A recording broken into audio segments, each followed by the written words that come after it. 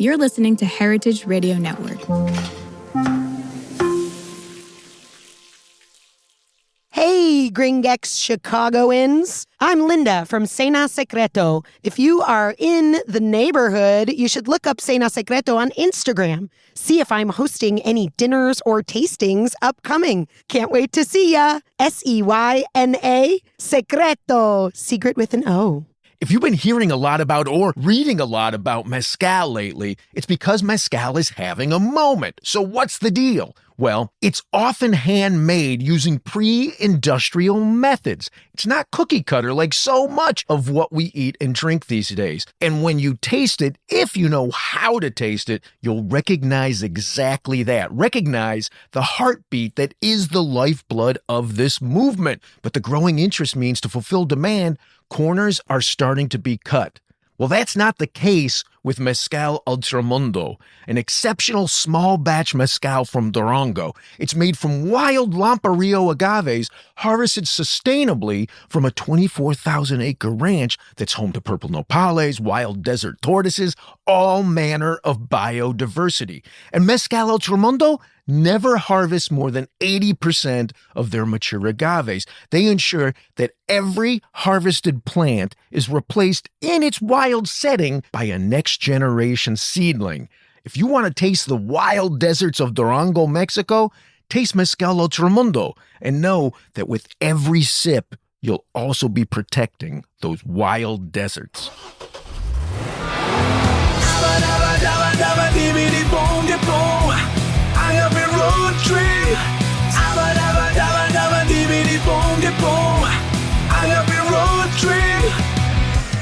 I'm Lou Bank. I'm Riker Vermillier. And this is Agave Road Trip, the critically acclaimed award-winning podcast that helps Gringex bartenders better understand agave spirits, and rural Madagascar. Did I do that right? Madagascar? You got it exactly right. And we're in the southern parts. Right now I'm in the Anusi region, and I live in the project is in the Andrui region. Okay, so let's back up a bit here, Riker. Yeah. Like this episode, I wanted to talk about a really cool project that I learned. When did we connect? 2 years ago? 3 years ago? Well, the pandemic has warped everything, but I want to say it was 2021. Oh, wow. Okay, cool. Yeah. So you reached out. You reached out to myself and Chava because you are doing what in Madagascar? Well, doing a lot, but the overarching thing is we're trying to make some mezcal. And obviously, whoa! Watch that language. Watch that language. Mezcal style distilled agave spirits. There you go. Okay, so explain that. How are you doing this in Madagascar? Why are you doing this in Madagascar? And to make a long story short, basically the French about 100 Don't make a long story ago, short. As long as it's within 20 minutes, we're okay. This one might take longer than that, but they ultimately saw the wealth that was going on, the green gold in the Yucatan, selling Henneken and Sisal, the fiber from the leaves, was a worldwide product used for sailing ships, and super lucrative. So the French brought a ton of agave Cisalana. What year is that? Oh, I mean, 1800s, 1700s? Yeah, this is probably late 1800s. Yeah. So right when the world was switching from sailing ships to steam power. So, of course, they thought they were going to have this massive market for textiles and fibers that basically evaporated overnight. But the end result is we have about 45,000 hectares of monocropped agave Cisalana plantations down here in the south in the Mandrare River Valley. And it's still sort of used for textiles only. So when I came to Madagascar with the Peace Corps in 2019, 2020, I would drive through these massive plantations of agave on the local taxi buses. And I would ask people whether or not they made alcohol from that. I was like, that looks like what they make tequila from. I'm pretty sure. And everybody would say, no, they're only making fiber. I love that. No, we make shirts. You want to do what? You want to get drunk? Yeah, exactly. Damn Peace Corps. Yeah. So, well, yeah, exactly. We're do-gooders. We're do-gooders, but we also have a little bit of a screw loose up top. Yeah. But so anyway, pandemic forced me to leave Madagascar. I went back to the States, and like everybody else, had way too much time on my hands and the internet. So I went in a deep dive into all things agave. And I guess to explain that, the reason why agave was so interesting to me was because we were in the middle of a massive drought that was causing a famine. Actually, the UNICEF and Amnesty International declared it the first and only famine unaccompanied by war or conflict. Oh, no kidding. And the we there is Madagascar. So yeah, not back home in DC. Yeah. No, sorry, in the south here in Madagascar. Yeah. So it's an extreme dry cycle. So the rainy season lasts about 3 months, January, December, that sort of time. And then we also exist in a giant rain shadow. So there's about a full 180-degree mountain range, and we're smack dab in the middle of it. So, and the rain all comes from the east and hits the mountains, dumps on the eastern side. So if you look at Madagascar from space, the tiny sliver on the east coast is extremely green, and then everything on the west coast is sort of is much drier. So you get these extreme adaptations like you do all over Madagascar, but we have crazy octopus trees and huge baobabs. So even the flora and the nature. What the hell is an octopus tree? Does it actually grow octopuses? No, it looks like an upside down octopus. So instead of having one main trunk and a canopy, it basically has like 8 tendrils that snake up almost like a saguaro cactus. And then it has tiny little coin-sized leaves all over it. So this is probably more than you were hoping for on Madagascar. No, it's okay. I want pictures of all of this to put on the episode page. Anyway, keep going. Sure.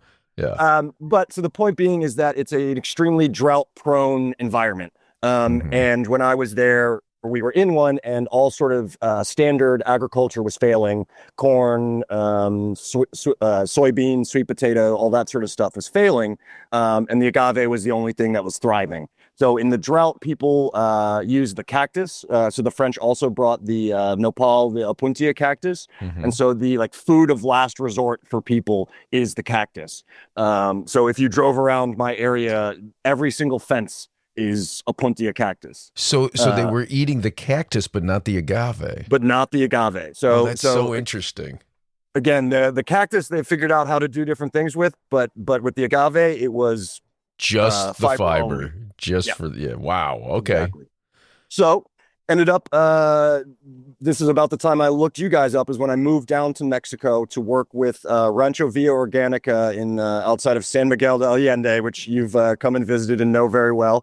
So I was just trying to get different experiences working with agave. Their specialty that they're working with there is a project to create livestock feed from the pulp of the leaves, as you saw. So the main mission was to work with them, but I wanted to get as much experience with all of the different types of agave spirits. And, I'm a big podcast guy, and you were the first person that popped up. So I reached out to you, and I think you responded within an hour and said, come get in a car with us. And I was like, all right, sure.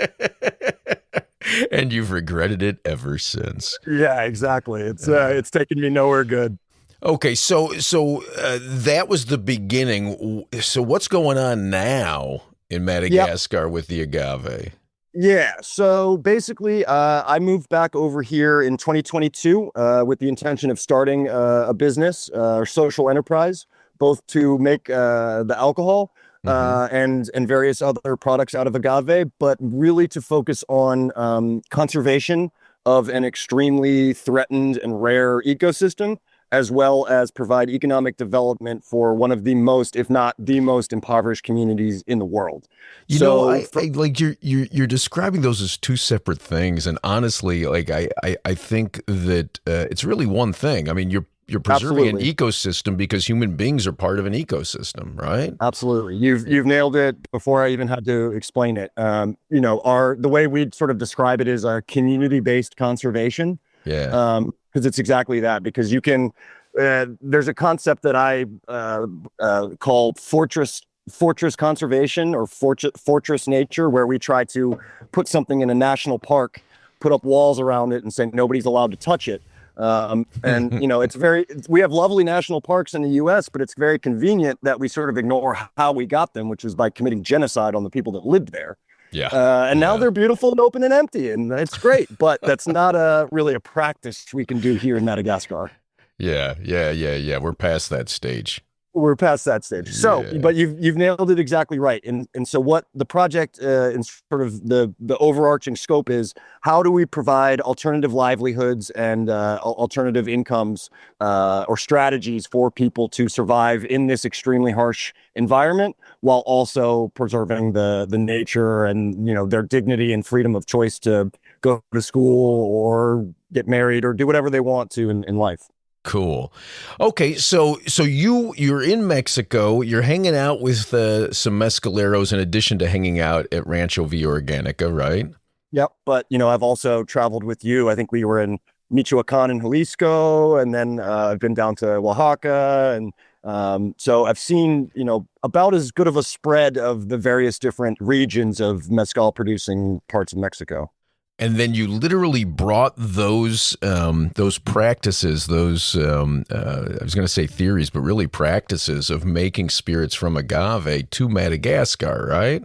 Yeah, techniques. So, it starts the same way and it does anywhere. We get people that go and cut the agave by hand and load it up either in a cart pulled by Zebu, which is the local cattle, or we've got a nice little tricycle moto that we ride through the fields and load them up.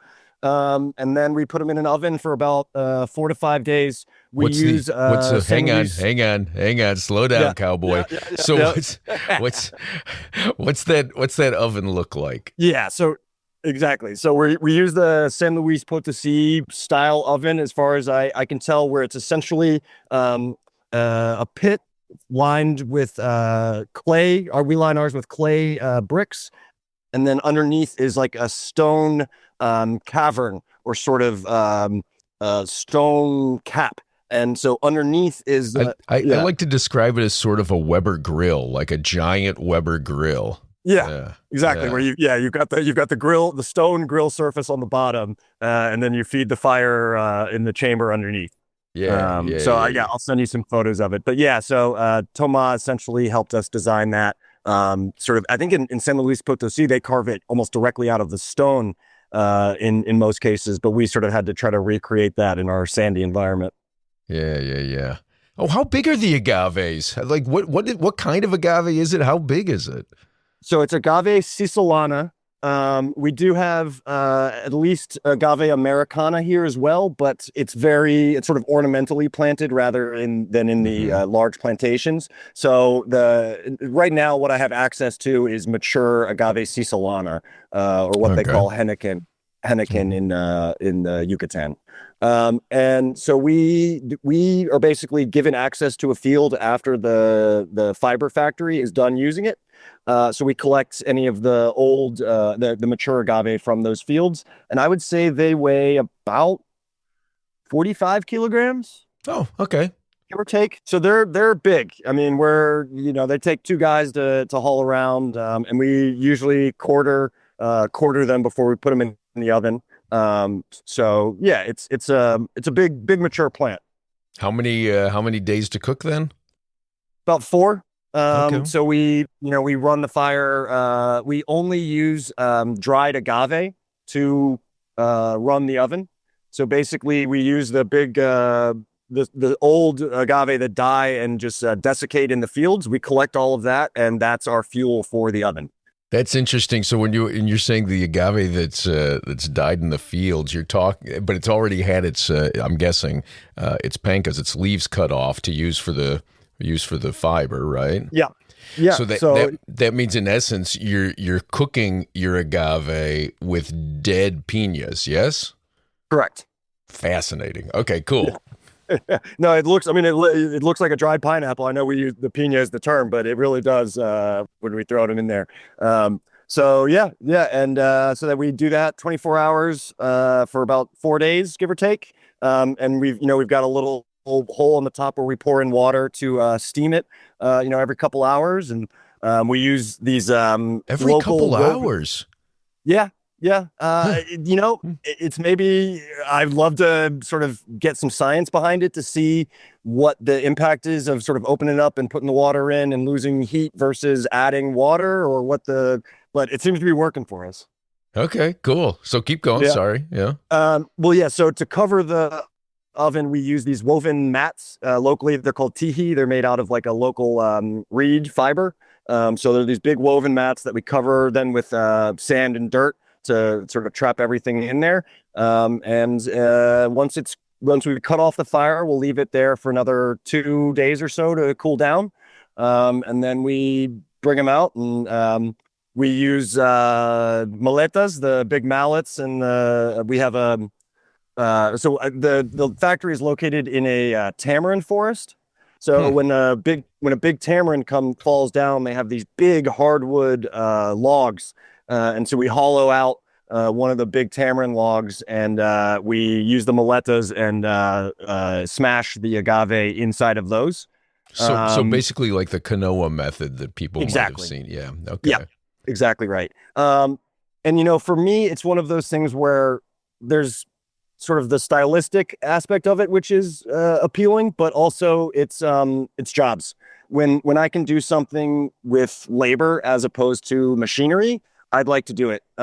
Just because I'm fortunate that I live in an area where labor is very cheap, but that there's almost no other economic opportunities. So if I can, rather than buying a shredder, if I can just pay 2 people to crush it for a year for the same price, that's a no-brainer for me. Wow. How hard was it to convince people to do this project? I mean, this has got to be super foreign to them. Was it as simple as, hey, it's a job? Yeah, essentially. Okay. Yeah. So sorry. So let's get back to the process then. So you've got hand milling in canoas with wooden mallets. Yep. And then right now we're distilling or fermenting with wild yeast. So we just the yeast that's available from the agave, but as well we add tamarind seed pods. So the tamarind seed has a lot of sugar inside of it, and so there's just natural yeast growing on that. And so we add about 1 kilo of the tamarind seed pods to our fermentation to sort of really get it going. Open air wooden barrel fermenter? Open air, I would marry my cousin for a wooden barrel, but not happening. So we're using plastic, and okay. But I would love to figure something else out. In San Luis Potosí, they use sort of stone pits again to do the fermentation. So we did some experimenting with that, but I never was able to get as solid of a actual seal on it. So we experimented with paint using the baba nopal and lime and all these various different plasters and blah, blah, blah, blah, blah. But we were just never able to get a official seal on it. But we're putting in a new factory. And so I've got a second crack at it. So we're going to be a little bit more intentional with how we do the stones and everything like that. So ultimately, hopefully we'll do stone pit fermentation. Cool. Okay, so then you ferment. Are you measuring it all when you're doing this? Yep. Like, do you? Okay, so what's your ABV when you're done fermenting? We've gotten a really wide range. So we've had anywhere from like 31 degrees Brix for sugar content to start off with. Down to somewhere. I think more usually it's around 17 to 20. Okay. So that will get us. It never really fully fully finishes the fermentation. So we never get completely dry, but we just sort of go by smell and time and like, all right, I don't think we're not going to get any better than what we have right now. And normally that will be around the 10, 11% zone. Oh, okay. Wow. Nice. Maybe a little bit less. That's your tamarind seeds working hard. I love that. Yeah, no, it gets frothy for sure. Yeah, and one of the things that we have to deal with is temperature swings. Mm-hmm. So, we may have near 20 degrees Celsius temperature swings during the day. So it may be, close to like 35 during the day, and then it'll get down to like 15 at night, depending on the season. Yet, And yet another reason to do that in-ground fermenter, right? exactly. Yeah, exactly. Very cool. Yeah. Okay. So, yep. And so that'll normally take anywhere between 5 days to a little over a week, depending on temperature and the yeast and everything, and the starting gravity and stuff like that. And then we run it. So I've got a 300 liter capacity stainless steel jacketed still. With and we haven't used it we've also done some experimenting with gin flavoring, but there's a flavoring sort of chamber in between the still and the condenser. And so we're going to try to experiment with some fruity stuff at some point. But then, we have a condenser that runs off of a closed loop water system that we designed ourselves. Okay. Just 'cause, we live in an area without much water, and so it just makes absolutely no sense to just flush water through the system. So we'll run that, and then depending on sort of the previous factors I discussed, we'll either sort of end up. Sometimes we'll get stuff right at proof, sort of in that 50 to 35 zone, and then sometimes we'll get stuff sort of lower in the 30 to 20 zone that will then rerun. This time in a smaller 70 liter capacity, completely bronze or not bronze. Copper. Yeah. Yeah. Okay. Sorry. Wrong age. Cool. And so you've had finished product now for how long? The gin it's sort of easier. So we've been making gin out of the cactus fruit. So we've been making cactus fruit. We'd mix it with a little bit of sugarcane juice to bump up the sugar there. And so we've been doing that for over a year now. And then the first agave product we probably pulled off the still maybe 5 months ago. Okay. So we've probably run 6 or 8 batches in total. Right on. Cool. Yeah. And if I understood all of the messages correctly from you and my friends at the Chocolate House in Washington, D.C., there's 6 bottles of it waiting for me there?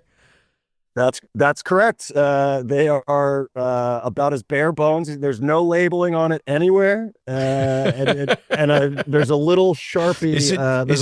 Are they plastic water bottles by any chance?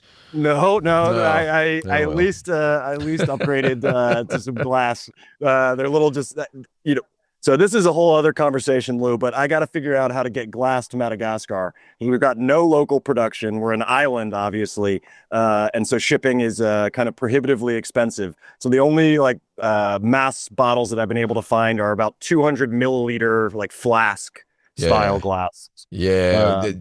Boy, that's interesting. So are you planning then to market it locally? Nationally, internationally, all of those things. What's the plan?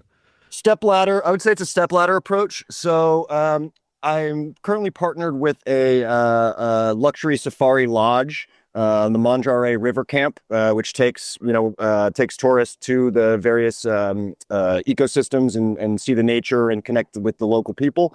And so the tourist industry is probably close to 400,000 people per year in Madagascar. Oh, okay. Yeah. And so there are very nice hotels sort of dotted all over the island, both all along the coast and at sort of the main ecosystem attractions. And so I think to begin with, those hotels and those tourists are sort of going to be the main target market. Trying to get it in the small shops in the hotels, the duty free, that sort of stuff. Here's a weird thought that might not align with tourism, or maybe perfectly aligns with tourism, but maybe also doesn't align with the liquor laws of Madagascar. But could you just use reuse the bottles that bars empty and just rebrand on them? I've been thinking about that. So because we took all the bottles from the hotel to use at the still. So we're certainly doing that already. The only thing is the blue Bombay Sapphire bottle is pretty distinctive no matter what branding you put on it, you know? Well, but in a way, reusing it says a lot about both how you're trying to be environmentally sound, but then also just using the limited tools that you have at hand.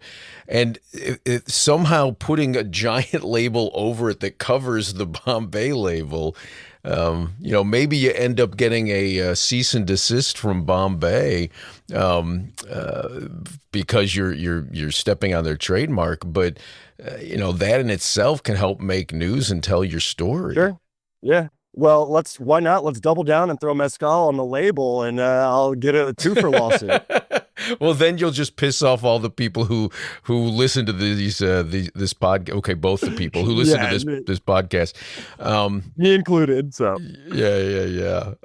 That's so interesting. No, but I'm absolutely along your line of thinking. I'm actually working with a brilliant young guy in the UK who's designed a couple bottles previously, and that's one of the things we've talked about. So I like it, and could be in the works. Cool. You should also talk to the folks at Eco Spirits. Okay. Are you familiar with them? I've not heard of them. Yeah, I really like what they're doing. So they make bottles that are screen printed, and then they sell you one bottle and a 5-liter container that's like a plastic cube that has bulk spirits in a bag in it. So you're refilling the bottle, so you're minimizing that glass waste, and then you reuse that cube, that container, and get it refilled, which might be ideal given your limited resources. Well, in theory, I don't know what the process would be, but in theory, the bottle wouldn't even need to come here. If it was going international, it could just be where the liquor is going. Yeah. I'd love to check them out. Yeah, I'll put you in touch with them after the recording here. So now my turn to ask you a question now that we're on it. What plastic in post distilled alcohol? So once it comes off the still, 45%, whatever it is, you're okay. Sounds like throwing it in plastic, and depending on the plastic, right?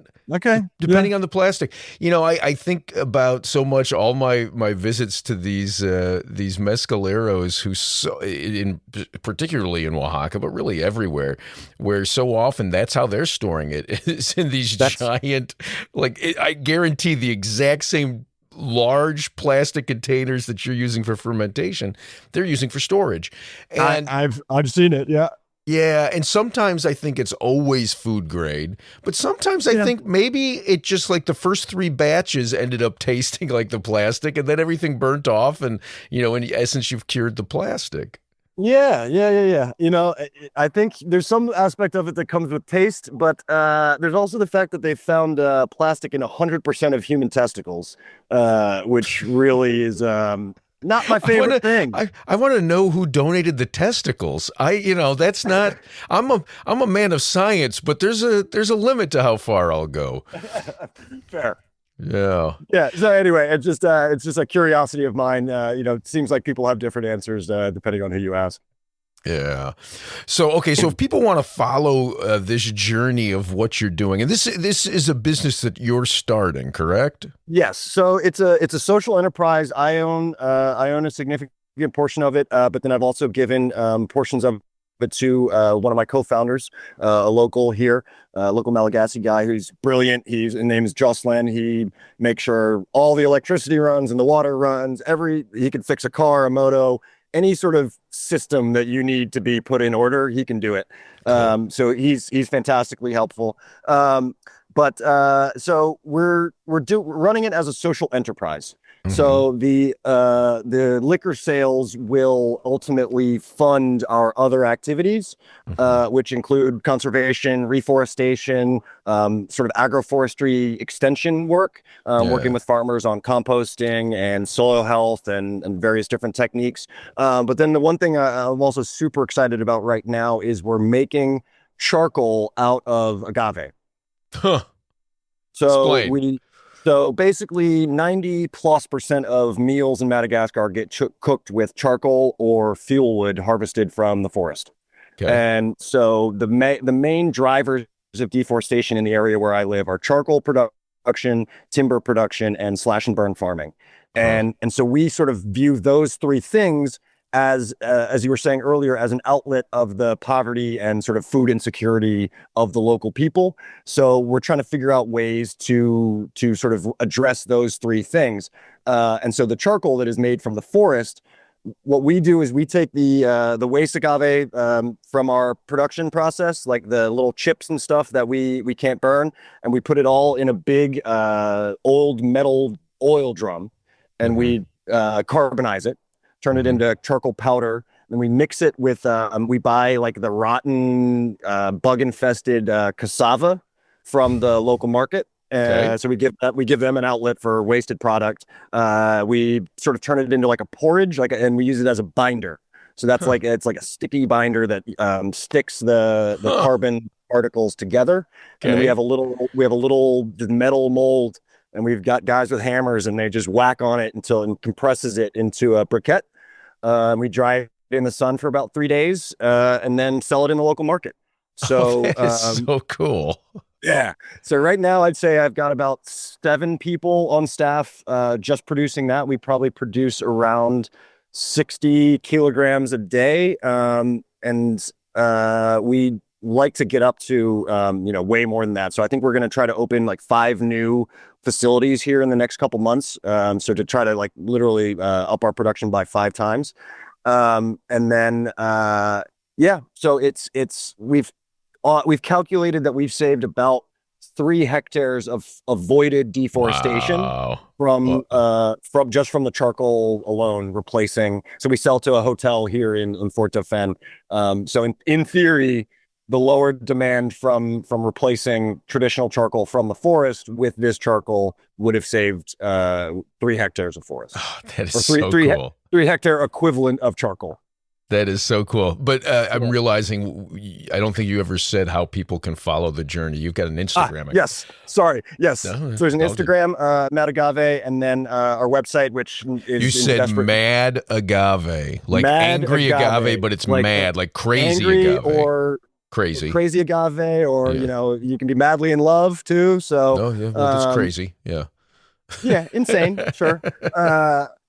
But no, I've actually thought about that once before, but not in a while, that there are those sort of multiple facets of mad, that can be used there. But yes, Mad Agave. Like Madagascar. I like that. Like Madagascar and agave.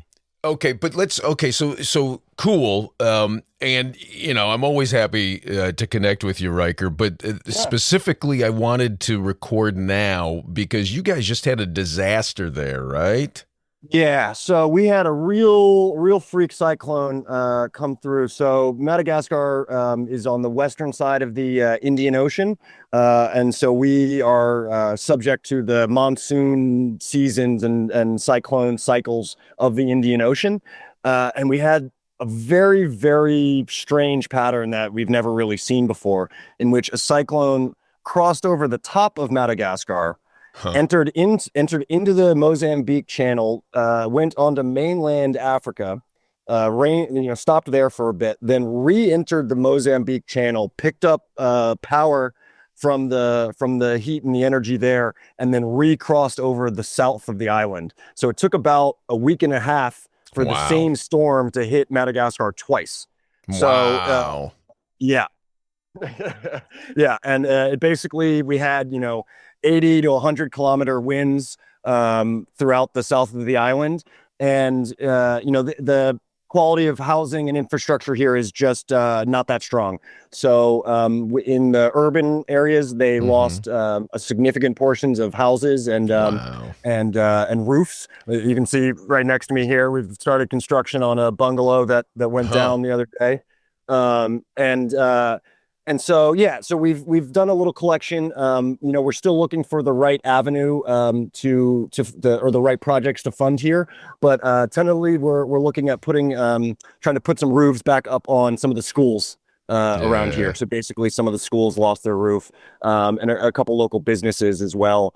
And then within our forest, we lost a large majority of our unique the octopus trees, the old ones, where they're about 70 years old.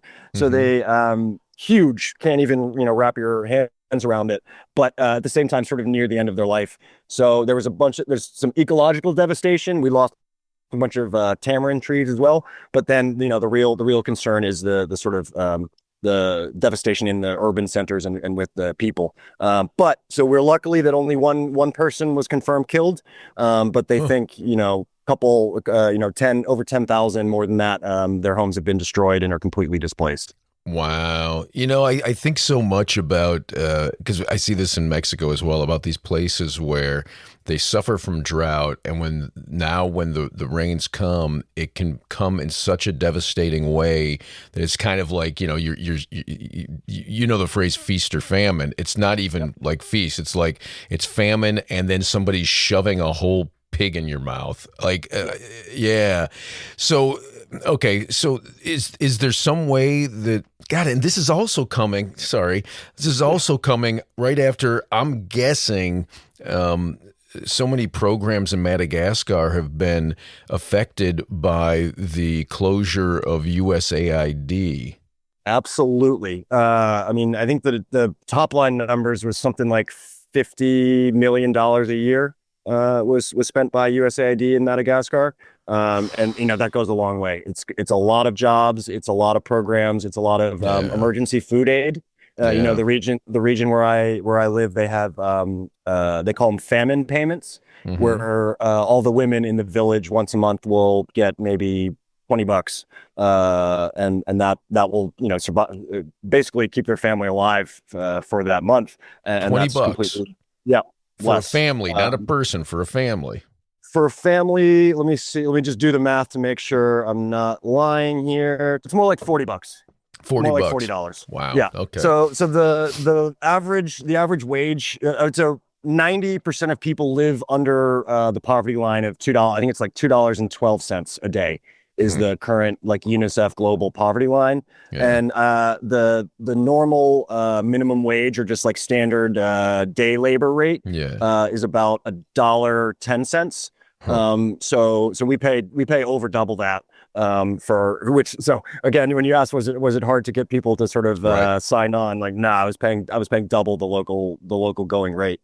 So yeah, it's one of those things why I located here, because if I can sell even a $35, $40 bottle of alcohol, wow, that can go a really, really long way for the community where we're making it. So yeah. Okay, so let's get back to that devastation. Then, if people want to support, I guess, rebuilding some of the damage that's been done by the cyclone, is there a way to do it? Yeah, so I have a PayPal page. It's linked on our, or you can donate directly through our website. So madagave.com. On the bottom there's a donation link. That will run through PayPal or one of the payment services. Is there a Venmo option? Because PayPal, I know there's like a 3% or whatever charge. Yeah. I have a personal Venmo. Let me take a look at that and get back to you. Okay. Yeah, I'll have to look at the website again, but I know there's at least one alternative to PayPal that you can use on the website. Okay, and the website you're talking about is Madagave.com. Madagave.com. Cool. And my understanding, I've got those bottles sitting there in DC, and you gave me 6, right? Yes. Yeah. So, I know you want me to get one to Chava. Cool, can do that. I'm going to keep one for myself as well. I'm thinking I'm going to send one over to Johnny and Tyler at mezcalreviews.com, because I'd be interested in their thoughts. But then maybe there's an opportunity, somebody wants to donate to this fund to help make some repairs. Come and see me and I'll give you a little thank you gift of one of those other 3 bottles. Did I do the math Absolutely. Right? 1, 2, 3. Yeah. Yeah, absolutely. That sounds great. Cool. Okay, so if you get a donation through that site and it's got a note saying, "Tell Lou I want a bottle." All right. Yeah. Send me that note over there. Cool. Anything else you want to add to all of this, Riker? No. I just, want to say thank you for sort of, being part of my introduction into this whole world. And, I think we've seen each other 3 or 4 times over the course of the years, and in Phoenix and in Chicago, Chicago and San Miguel and all over the place. So no, it's living out there's not a lot of English speakers where I live, so podcasts are sort of a way to have a nice little friend from home in my ear. So you and Chavo when you guys together, but now the two of you individually, sort of keep me tapped into the world of agave spirits. So thank you for doing that and providing the service for me and sort of following along with my journey and supporting it along the way. Oh, man. Well, thank you so much for being on that journey. That's I spend so much of my time doing things that I think I'll end up thinking about in the last 20 minutes of my life, right? Where I know I'm going to have some regrets, and I want to have some things that I'm really happy that I did that I can think about. And man, what you're doing right now, what you've been doing for years now out there in that country is, I'm sure, going to be important in your last 20 minutes. So thank you. Absolutely, Lou. And thank you for supporting it. Yeah. Okay, brother. Thanks for joining on this episode of Agave Road Trip, and I'll catch you next episode. Thanks, Lou. Okay. Hasta pronto. You've been listening to Agave Road Trip, the critically acclaimed award-winning podcast that helps Gringex bartenders better understand agave spirits, and rural Mexico. We're blessed with sound engineering by Roy Sierra and a theme song performed by Gabriel Oliveira and Marco Ricos. Sign up to become a road tripper and listen to more episodes at agaveroadtrip.com. If you enjoyed this podcast, please let us know. And if you hated it, well, I'm sure you'll let us know that too. You can also find us on Facebook and Instagram at Agave Road Trip. Agave Road Trip is a production of 10 Angry Pit Bulls, Inc.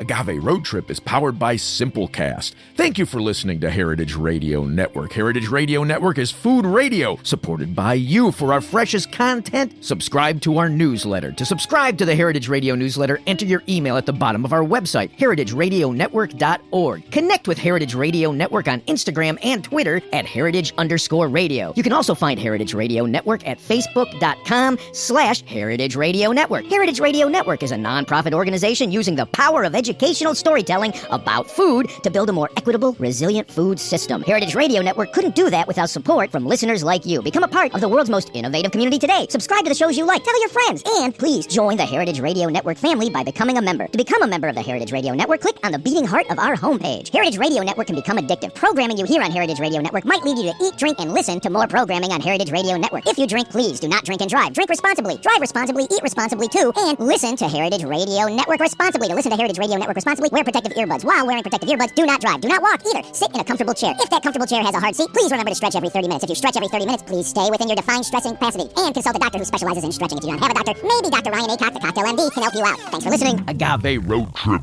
out.